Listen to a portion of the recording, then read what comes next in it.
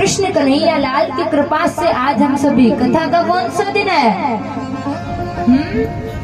याद है? पक्का चौथा है। चलो आप कहोगे तो मानना ही पड़ेगा। बोलो राधे राधे। चौथे दिन में प्रवेश करते। कथा में प्रवेश करने से पहले हम सभी अपने मन और वाणी को पवित्र करने के लिए हरि नाम का आश्रय लेंगे। तत्पश्चात कथा में प्रवेश करेंगे। आइए बड़े प्रेम से भाव से सभी कीर्तन करेंगे। श्रीमन नारायण नारायण, उठाइए पूरे पूरे हाथ। श्रीमन, आइए सभी मीठी मीठी तालियों की सेवा के साथ। श्रीमन नारायण नारायण नारायण, श्रीमन नारायण नारायण नारायण, श्रीमन नारायण नारायण नारायण, श्रीमन नारायण नारायण नारायण, श्रीमन नारायण नारायण नारायण, श्रीमन नारायण श्रीमन नारायण नारायण नारायण, श्रीमन नारायण सजमन नारायण नारायण नारायण, श्रीमन नारायण सजमन नारायण नारायण नारायण, भजमन नारायण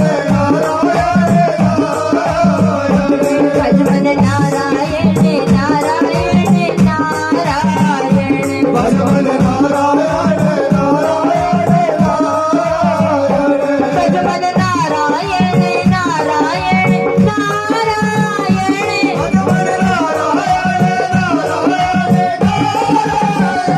सजमन नारायण नारायण नारायण,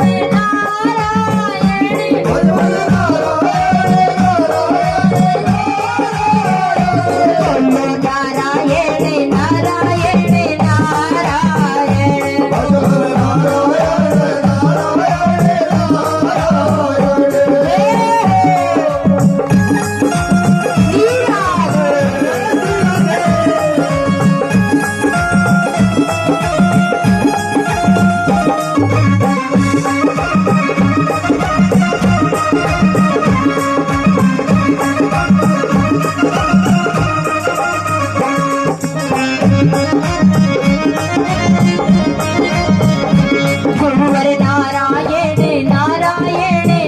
नारायण, गुरुवर नारायण नारायण नारायण, गुरुवर नारायण नारायण नारायण, गुरुवर नारायण नारायण नारायण, गुरुवर नारायण नारायण नारायण, गुरुवर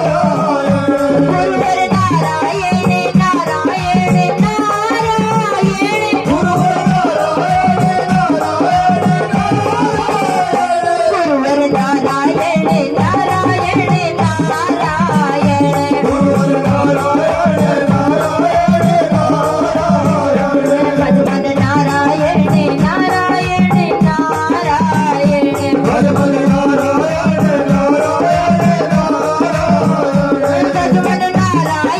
नारायण नारायण नारायण, भजमन नारायण भजमन नारायण नारायण नारायण, भजमन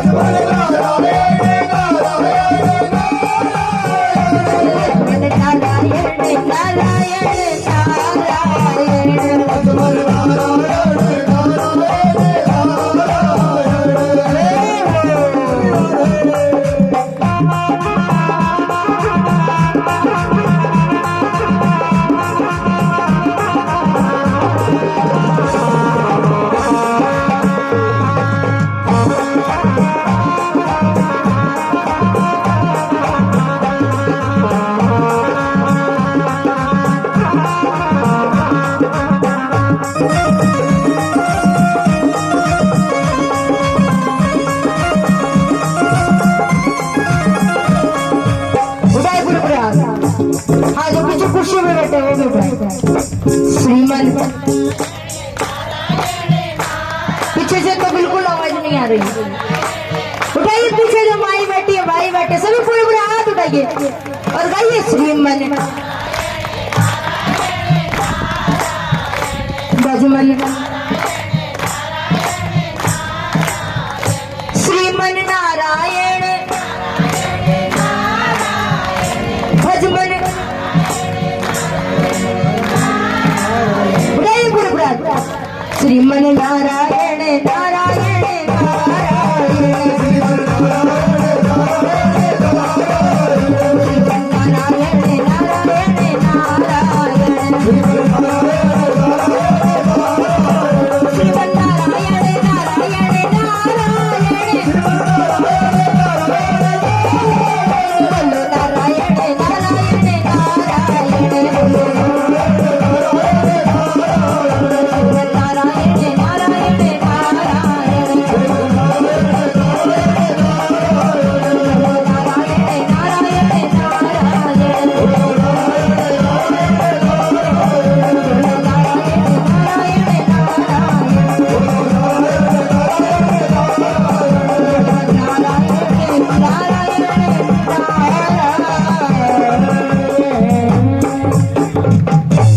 बोलिए कृष्ण कन्हैया लाल की।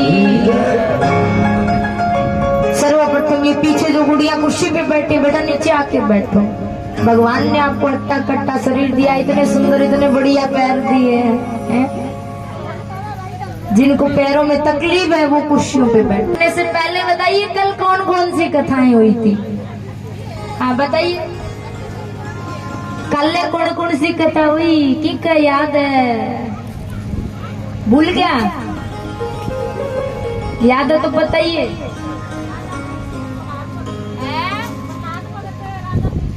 प्रहलाद भगत की कथा, राजा परीक्षित की तो कल हुई ही नहीं, सब मिक्स हो गया। हाँ बताइए और बताइए। जड़ भरत जी की कथा और बताइए। बोले बब्बा का ब्याह, हाँ मैं तो नाचे थे ना जब याद है तारे। और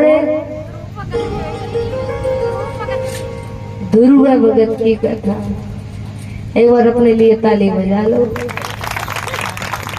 आज सगड़ा पास हो गया। कल सबसे पहले भगवान के वरा अवतार की कथा, फिर शिव विवाह की कथा, तत्पश्चात ध्रुव भगत जी की कथा, भगवान के पार्थिव अवतार की कथा, प्रिय वत्स के वंश का वर्णन, भरत जी की कथा, जड़ भरत जी की कथा, भारतवर्ष की महिमा, नरकों का वर्णन, अजामिल की कथा एवं कल अंत में सभी ने प्रहलाद जी की कथा का श्रवण किया। सबको याद आ गया? तो दोनों हाथ उठा के बोलो, प्रेम से बोलो। अब सुखदेव मुनि महाराज मनवंतरों के बारे में बताते कि ब्रह्मा जी के एक दिन में 14 मनोराज्य करते हैं। अच्छा युग कितने होते हैं ये बताइए? हैं? युग कितने होते हैं? कितने युग होते हैं? हे भगवान जय ना पतो युग कितने होते हैं? कितने होते हैं युग? 4 होते हैं। पहला युग कौन सा होता है? कलयुग। तो सबसे पहला युग सतयुग, दूसरा त्रेता युग, तीसरा द्वापर युग और चौथा कलयुग। तो भागवत जी में हर युग की उम्र बताई है कि हर युग कितने साल का है।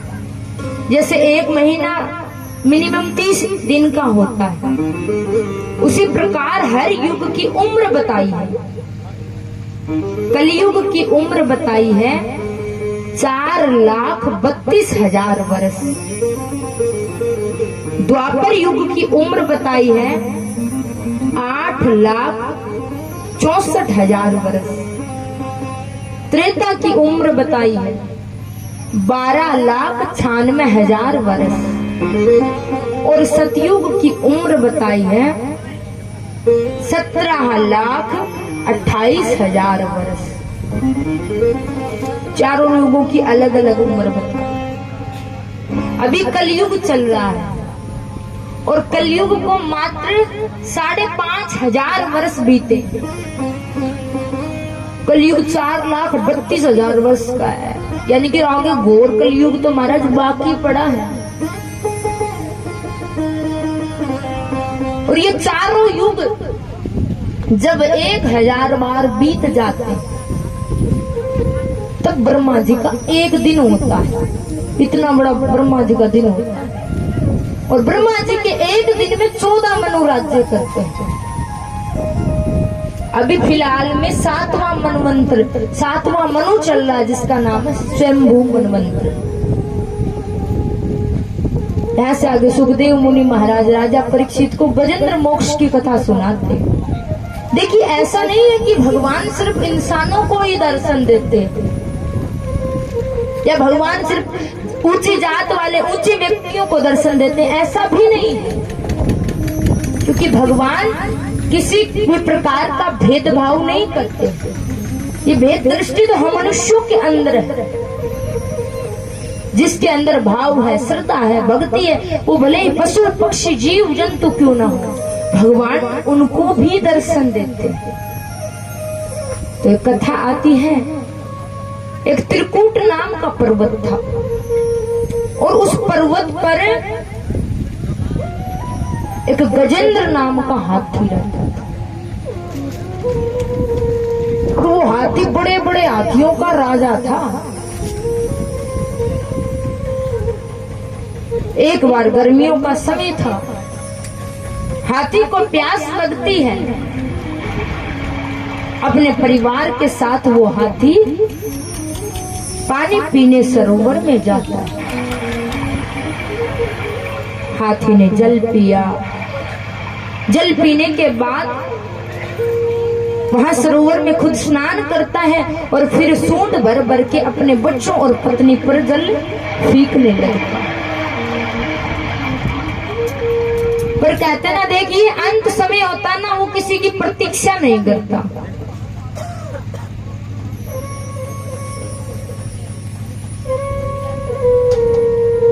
अंत समय किसी की बाट को नहीं देखा। तो उसी सरोवर में एक ग्राह यानी मगरमच्छ रहता। मगरमच्छ किस किस ने देखा है? मगरमच्छ देखा आप लोगों ने? समुद्रों में भी रहते हैं ना मगरमच्छ, पानी में रहते हैं। तो उस सरोवर में मगरमच्छ था। मगरमच्छ ने नीचे से हाथी का पैर पकड़ लिया। हाथी ने पैर छुटाने की बड़ी कोशिश करी। शाम होने को आई। पत्नी और बच्चों ने भी उसे पकड़कर बाहर निकालने की कोशिश करी।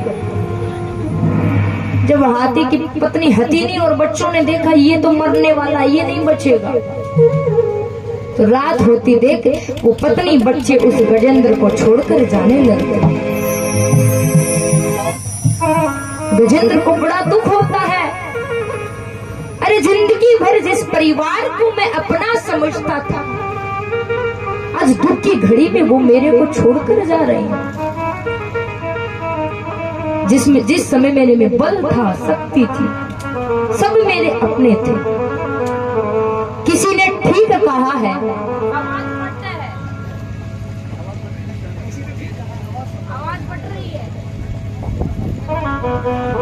किसी ने आवाज फट रही है, साउंड मास्टर जी। किसी ने ठीक कहा है, सुख में सब अपने बने, दुख में त्यागे में। यानी सुख में तो सब अपने हैं और जब दुख का समय आता तो सब छोड़कर चले जाते। स्वार्थ रत संसार की यही पुरातन रीत, सुख में सब अपने बने और दुख में त्यागे में। जब देखिए इंसान का अच्छा समय होता ना, सब उसके पास आएंगे। लोग पता नहीं कहां कहां से जानकारी निकाल लेंगे। किंतु संयोग से मान लीजिए आप पर दुखों का पहाड़ टूट गया, तो वही लोग जो आपको अपना अपना कहते थे छोड़ छोड़ के चले जाएंगे। और महाराज ऐसे ऐसे साथ छोड़ेंगे, आपको भरोसा नहीं होगा ये इंसान मेरा साथ छोड़ सकता है। देखिए, किसी का भले ही आप सुख में खड़े हो या ना हो, किंतु दुख के समय आप अवश्य खड़े हो, क्योंकि दुख का समय चला जाता है। दुख में जो साथ देता है उसे व्यक्ति कभी नहीं भूलता। तो भले किसी की खुशियों में शामिल हो या ना हो, लेकिन दुख में जरूर कंधे से कंधा मिलाकर खड़े हो। हाथी रोने लगता है कि जिस कुटुंब को, जिस परिवार को मैं अपना समझता था, ये मेरी सबसे बड़ी भूल थी। पिछले जन्म में सीखे हुआ भगवान का स्तोत्र मंत्र याद आता है।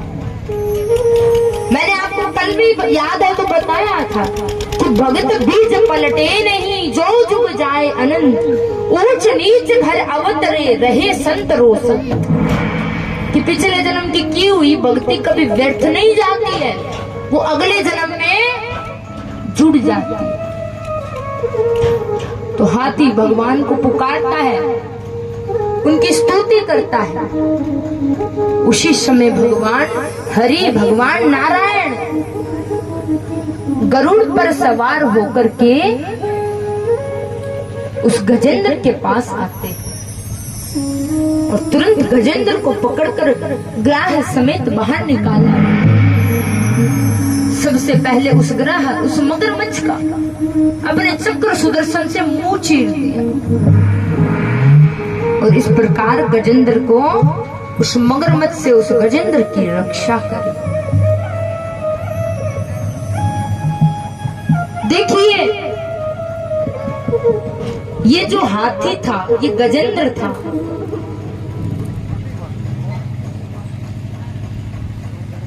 ये हाथी अपने पिछले जन्म में एक राजा था, इसका नाम था इंद्रद्युम्न। एक बार संत अगस्त मुनि आते दिखाई दिए। राजा थे तो भगवान के भगत, किंतु देखा ऋषि अगस्त आ रहे हैं, आएंगे तो मान सम्मान करना पड़ेगा, स्वागत में खड़ा होना पड़ेगा। सो आंख बंद करके बैठा। अगस्त मुनि अंतर्यामी थे, वो जान गए। तो उन्होंने राजा को श्राप दे दिया कि हट्टा कट्टा होकर भी हाथी की तरह आंख बंद करके बैठा है, मैं तुम्हें श्राप देता हूं, हाथी बन जाओ। उसी श्राप बस वो राजा इंद्रद्युम्न गजेंद्र यानी हाथी की योनि में आ गया। तभी तो कहते, देखिए, भूल कर भी किसी भी पशु पक्षी जीव का अनादर ना करें।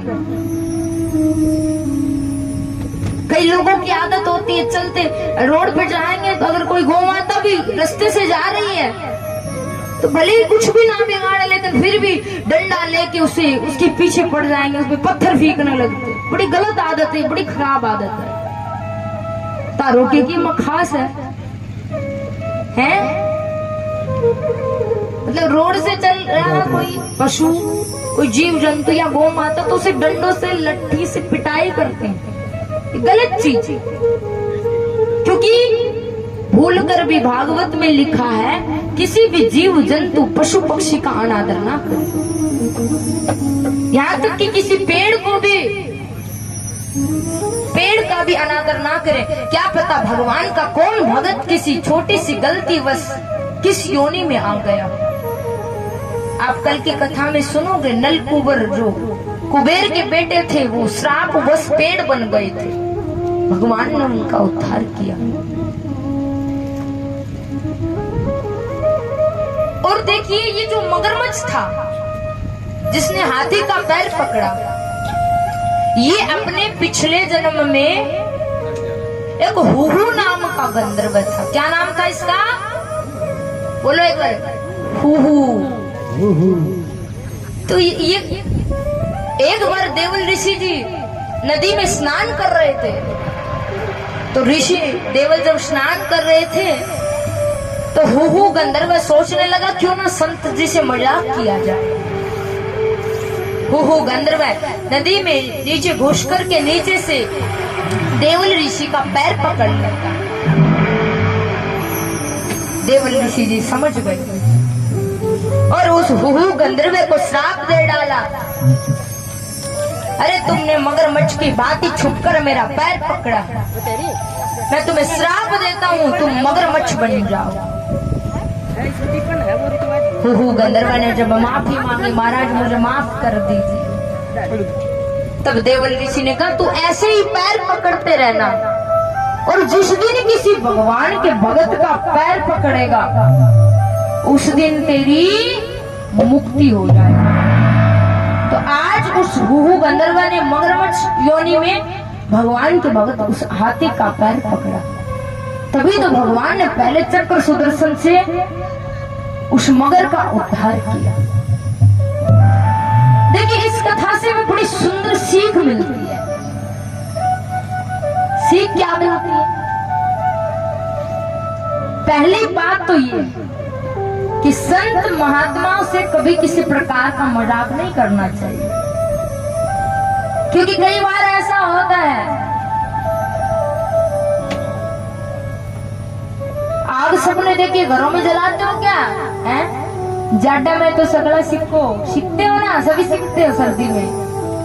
तो कई बार ऐसा लगता कि आग ठंडी हो गई, ऊपर राख जमी होती, किंतु आग में महाराज हाथ डालो तो वो जला देती है, क्योंकि राख के अंदर अंगारे।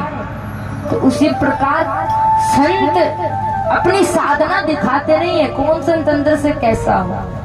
तो कभी भी संतों के साथ मजाक ना करो, संतों का कभी भी अनादर ना करो। दूसरा संगत, इस कथा में संगत की बड़ी सीख। मगरमच्छ ने किसका पैर पकड़ा था बताइए? हाथी। एक चीज देखे तो आज के दिन संसार में हम सबका भी मगर ने पैर पकड़ रखा है। पकड़ रखा है क्या? नहीं पकड़ रखा, पकड़ रखा। पूछो कैसे है? बोले कथा में जाते मगर ये काम हो गया, मंदिर में जाते मगर ये काम हो गया, नहीं जा पाए।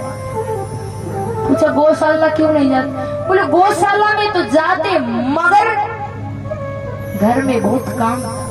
तो ये मगर ने हमारा भी पैर पकड़ रखा है महाराज। इस मगर से देखिए कहा गया है, संत महात्मा बताते हैं कि घर का काम और राम का नाम कभी समाप्त नहीं होता। तो काम धाम ऐसे चलते रहेंगे। समय से कथा में आया करो। मैंने देखा है आरती, जब आरती हो जाए मैं मंगलाचरण कर लूं, उसके बाद आप लोग आते हैं। आप लोग ये सोचते हो कि हाँ मंत्र मंत्र पढ़ ले फिर चलते हैं? ऐसे कथा का फल नहीं मिलता। शुरू की आरती से लेकर अंत की जो विश्राम आरती होती है वहां तक आपको उपस्थित रहना चाहिए। बताओ भला 5-10 मिनट आरती से पहले आना चाहिए। बताओ बड़े बड़े संत यहाँ पर आके आपका इंतजार करते हैं। महाराज श्री जी कब के आ गए थे? और तो पूज्य दर्शन गिरी जी महाराज ने आपके लिए गाड़ी लगवा रखी है, और भगवान ने इतने अच्छे अच्छे इतने सुंदर सुंदर पैर दे रखे हैं। जिन पैरों से भगवान के लिए नहीं चले तो क्या चले? बोलो राधे राधे, जोर से बोलो। देखिए दूसरी सीख इस कथा से संगति की मिलती है कि हमें संग किसका करना चाहिए, क्योंकि उस मगर ने जब हाथी का संग किया तो भगवान ने उसकी मुक्ति करी।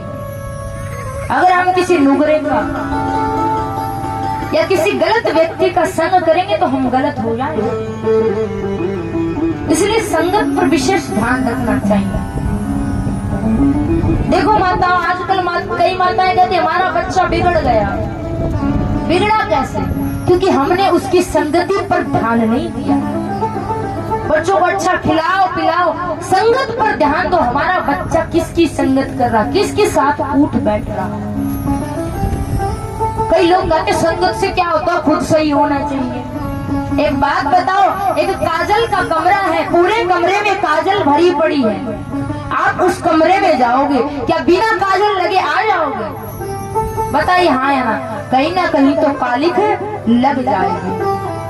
तो कहने का मतलब संगत का प्रभाव व्यक्ति के जीवन पर पड़ता है।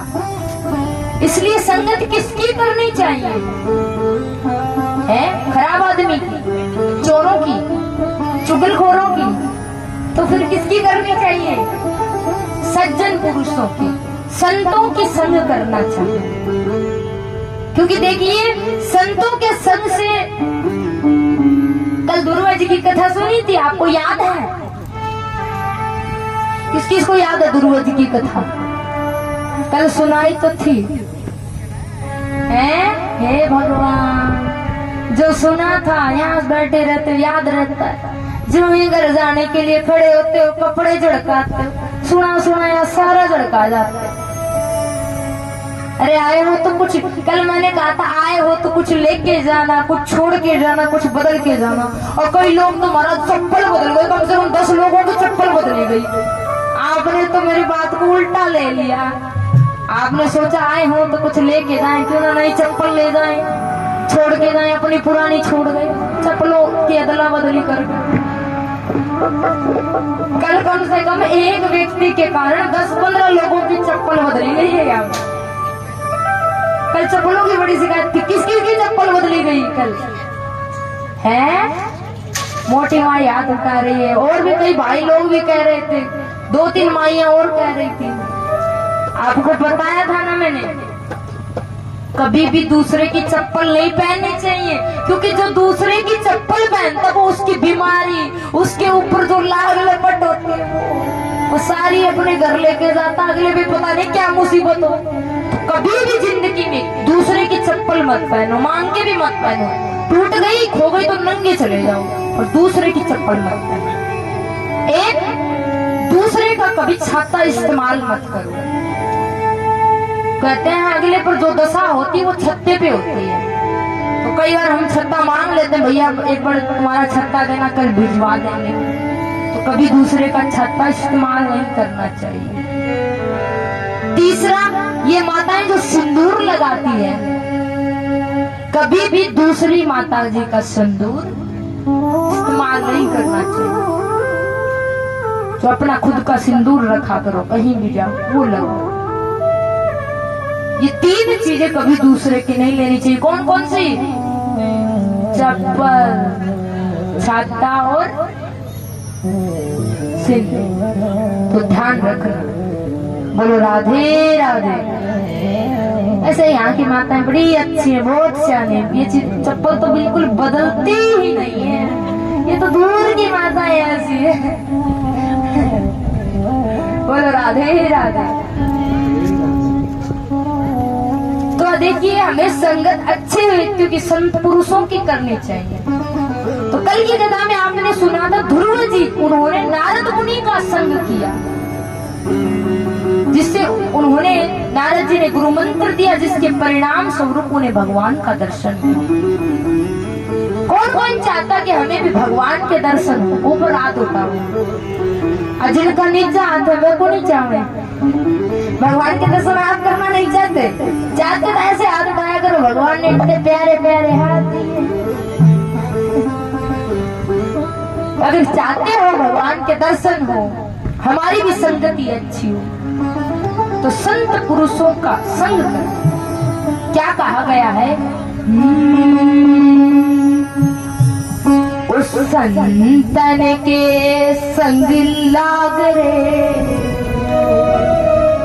तेरी अच्छी बनेगी। अब देखिए भगवान की कथा आपको मिल रही है, और साथ में इतने संत महापुरुष गुरुजनों के दर्शन भी आपको हो रहे हैं।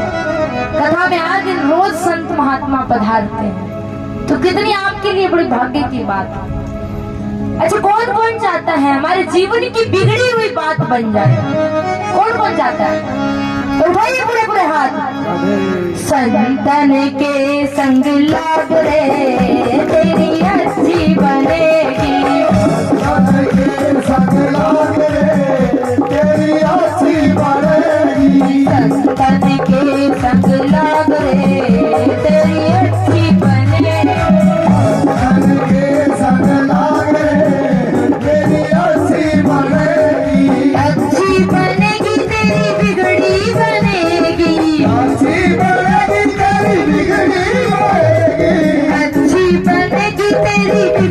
बनेगी अच्छी बनेगी तेरी बिगड़ी बनेगी ये तेरे बड़े भाग रे तेरी अच्छी बनेगी तेरी अच्छी बनेगी सभी लोग हाथ उठाकर तालियों की सेवा के साथ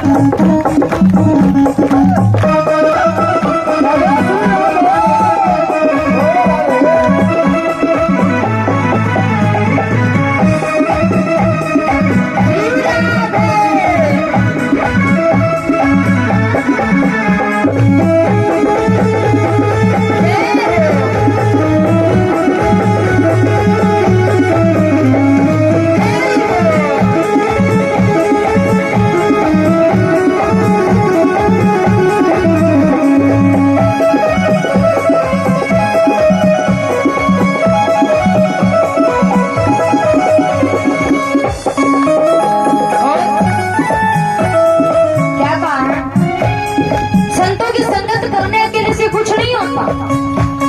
संत आपको जीवन में अच्छी बातें बताते हैं, उन बातों को अपने जीवन में अपनाओ, पुण्य के काम करो। क्या कहा है? संत ने संग करे पुण्य कमाई, संत ने संग करे पुण्य कमाई, राम चरण अनुराग रे तेरी अच्छी बनेगी, राम चरण अनुराग रे तेरी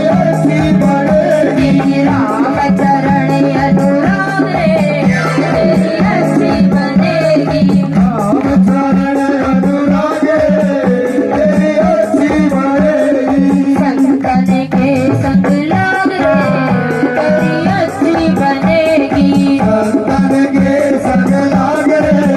तेरी अच्छी बनेगी, इलाना बोलिए ऊपर आ दोड़ाइए। संतन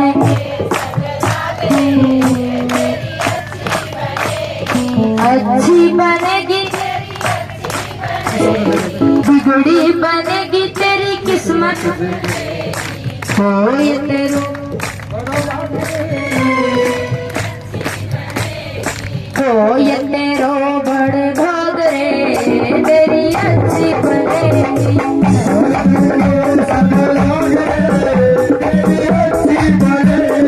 संतन के संग लाग रे तेरी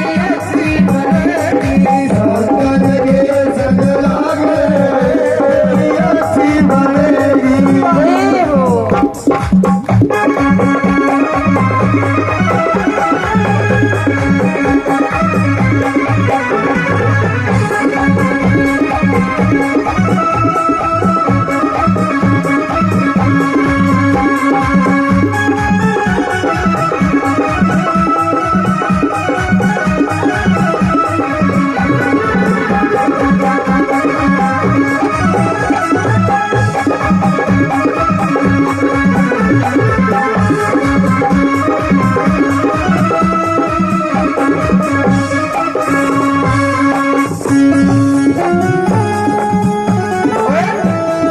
संतों के संग से किस चीज की बिगड़ी बनी है?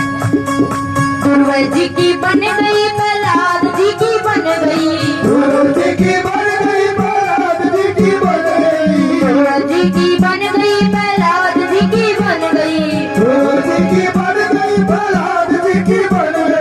हरि सुमिरन में लाग रे तेरी अच्छी बनेगी, हरि सुमिरन में लाग रे तेरी अच्छी बनेगी, संतन के संग लाग रे तेरी अच्छी बनेगी,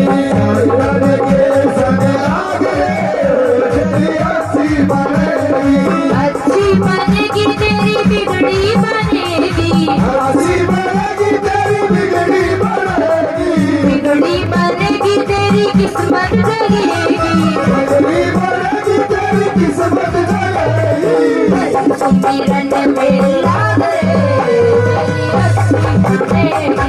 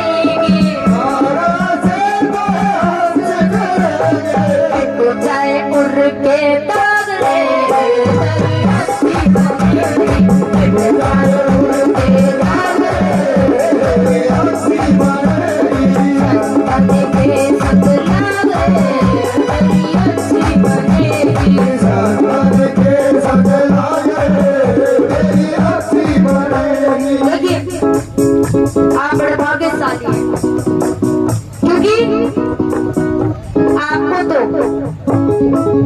अपने ही गांव से निकले संत स्वामी श्री दर्शन गिरी महाराज का संग प्राप्त हो रहा, जो आपको गौ सेवा सिखाते हैं। आप बड़े भाग्यशाली हैं। एवं हमारे बीच में पूज्य गुरु जी श्री बलवान गिरी जी महाराज पधारे, जो हमारा निरंतर मार्गदर्शन करते रहते हैं। इनके पास बैठने तो कुछ ना कुछ हमें सीखने को मिलता है। संतों के संकल्प का जीवन पर बड़ा भारी असर पड़ता है। तो सभी एक बार संतों के लिए, अपने अपने गुरुदेवों के लिए हाथ उठाइए, मेरे साथ बोलिए, जय गुरुदेवा बोलो, जय गुरुदेवा, जय गुरुदेवा, जय गुरु, जय गुरु। उठाइए पूरे पूरे हाथ, जय गुरुदेवा बोलो, जय गुरुदेवा, जय गुरुदेवा बोलो, जय गुरुदेवा, जय गुरुदेवा बोलो, जय गुरुदेवा, जय गुरुदेवा बोलो, जय गुरुदेवा, जय गुरुदेवा बोलो, जय गुरुदेवा, संतन के संग लागे तेरी हंसी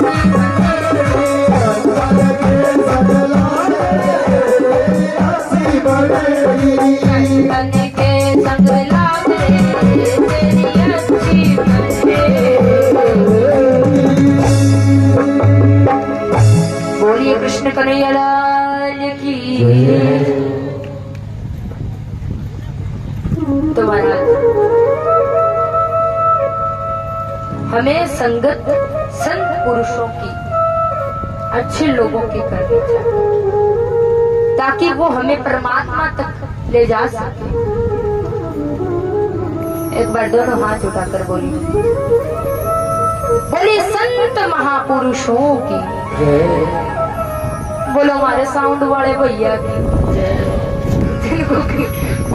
जिनका बहुत अच्छा साउंड है, कोई शिकायत नहीं है जी, बहुत अच्छा सुन, थोड़ी सी आवाज बढ़ा दीजिए।